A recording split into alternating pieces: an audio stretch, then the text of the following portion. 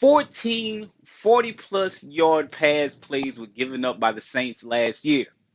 And if you want to know who the culprits were, take a walk with me. What's good, Saints fans? Welcome to Walk with Elias. I am your host, Elias J. Williams, and I've got something special for you. So I needed to know. I needed to know how a team with the secondary talent like the Saints, a lot of draft picks who went into that secondary over the last few years, gives up 14 touchdown passes, or I'm sorry, 14 passes of 40 plus yards or more in 2019. And if you've listened to me on the podcast for a bit now, you've heard me suggest maybe Dennis Allen just needs to call better plays.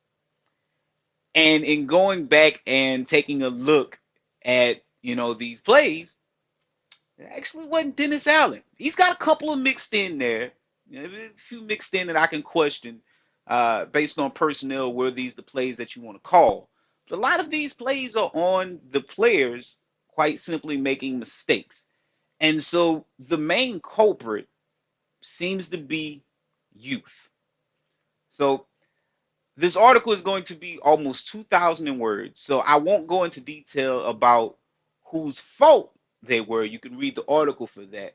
But I will kind of tell you how three players or three additions on the defense can help.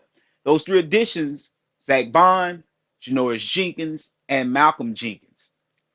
So what you'll see in Janoris Jenkins, one specific play where you can see where youth played an issue is that final play versus the Vikings.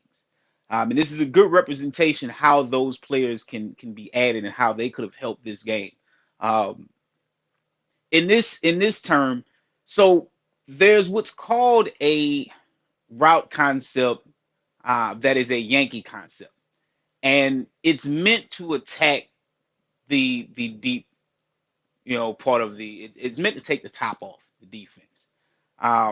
Usually have a deep over route, which looks like a crosser, but just a little bit deeper. You have something that attacks the flats, and then you have something that goes over the top of that deep crosser.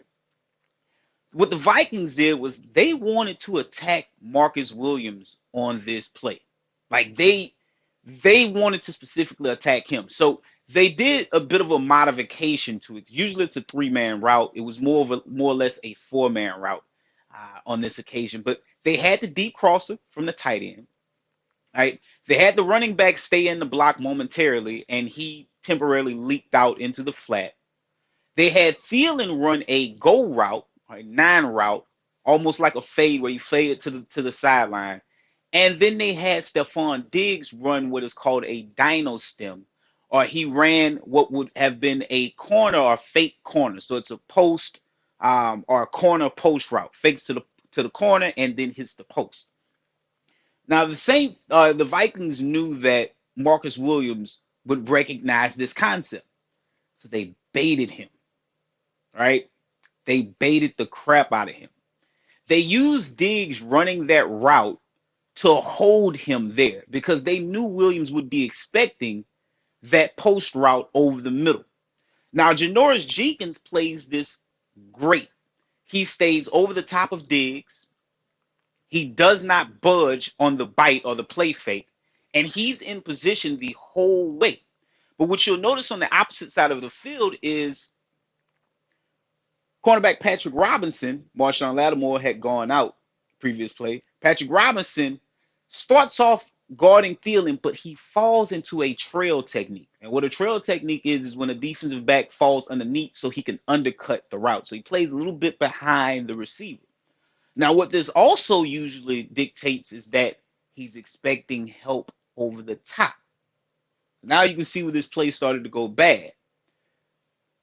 Williams, sitting on that post route, completely disregarded the help that he should have been giving Patrick Robinson in that moment. And by the time he recognized that the post route was a dummy route, it was too late. Now, arguably, I can say that, hey, Marshawn Lattimore goes out the play before. You send a blitz, a 5-man blitz. So you can kind of question whether you should have been leaving Patrick Robinson one on one in that situation with Adam Thielen and then forcing your safety to pretty much choose who to help. But it's still on Marcus Williams to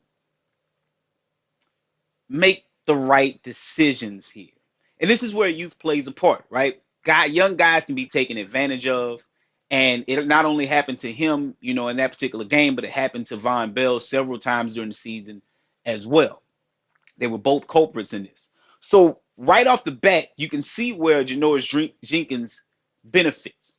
Again, he was in perfect position to play that route. And so had the post been delivered, Jenkins is over the top. He wasn't underneath. He did not fall for the corner fake. He was over the top. So Marcus Williams could have easily turned his attention to Robinson earlier in that route. So right there, you can see where Janoris Jenkins benefits. You can also see where Malcolm Jenkins benefits because he plays the deep third well. He's not tricked by the window dressings that teams usually do in these occasions.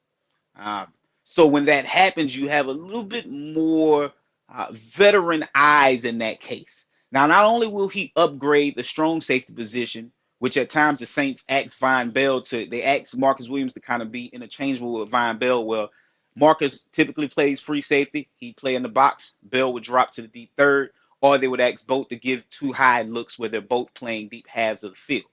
Malcolm Jenkins will upgrade that. He did have a higher pass coverage PFF rating than Von Bell did as well. So you're going to see that improvement just from having Malcolm Jenkins, but he also serves as a tutor for Marcus Williams, right? He's going to help tutor Marcus Williams to get to the level where he can be as a player, where he's not being fooled. So there you have Jenkins and Jenkins, the law firm of Jenkins and Jenkins, and how they upgrade. But then you get Zach Baun. And the Saints, there were a couple of plays where there was not a lot of pressure. And it's because Dennis Allen he lives in passive aggressive world, if that's the best way I can explain it. For comparison's sakes, Greg Williams would send 8-man blitzes quite frequently. His theory is somebody's going to come open, right? Somebody's going to get free. Quarterback better get rid of the ball, and he hope he's finding the right player to get rid of the ball too. Dennis Allen doesn't send very many 8-man blitzes, if any. He's more inclined to send a 5 or 6-man blitz. And what the offense does is simply counter with a 5 or 6-man protection every single time. So he's not looking for someone to get necessarily open.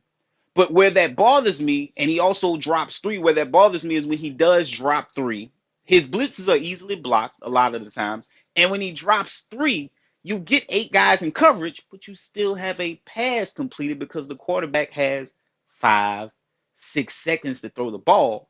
No zone defense can hold up for 5 or 6 seconds. The holes in the zone get wider as the pass rush fails to get to the quarterback.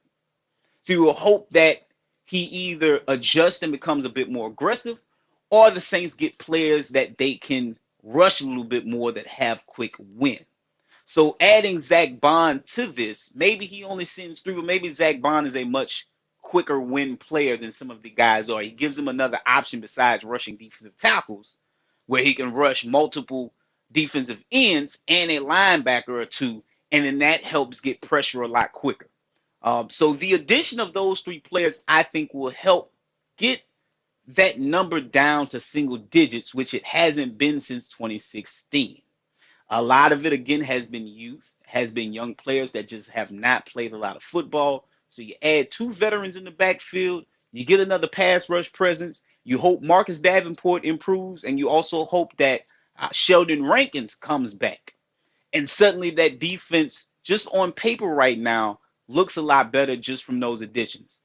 I will put the link to the article down in the description. If you really want to see who was at fault a lot of those plays, please check it out. It's 2,000 words. I put a lot of time and effort into it. I hope y'all enjoyed it. And as usual, take a walk with me. I'll be well.